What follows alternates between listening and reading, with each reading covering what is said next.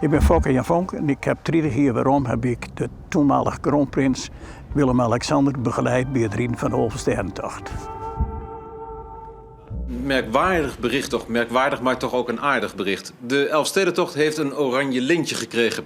Want ergens tussen de toerrijders, daar rijdt prins Willem-Alexander. Ik kreeg jongs tevoren een telefoontje dat Willem-Alexander die reed als Alex van Buren de Oversterentocht. En ik moest mij begeleiden. We gaan snel door naar Harlingen-Ruud. Weet je wie het is? Hoe bevalt de tocht u tot nu toe? Perfect. Ja? Ja. Kreeg u makkelijk vrij van uw baas, de Koninklijke Marine? Ja.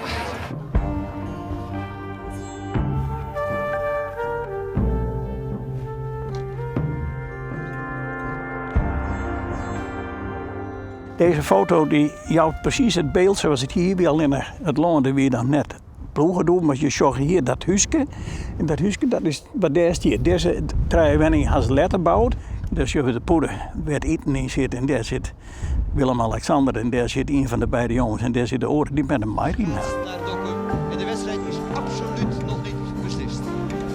Sterke volgersgroep en de 4 mensen aan de kop zullen het nog lastig krijgen in het... Bij Wier, toen had het wat last van de voeten. Dan had ik pleisters achteraan geplakt.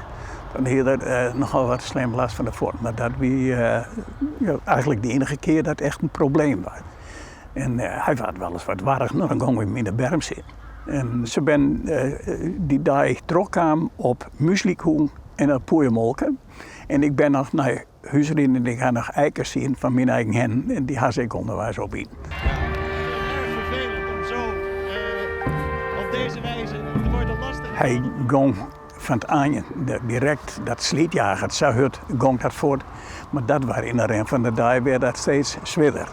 En het is gewoon geweldig dat hij die hele tocht erin had. Maar daar had het op het eind net meer van Dokkum eigenlijk naar Ljouwert had het er net makkelijk mee om. Dat wie het eens op Dokkum, maar hier weer heel beroerd. Maar hij had het helemaal uitgereden.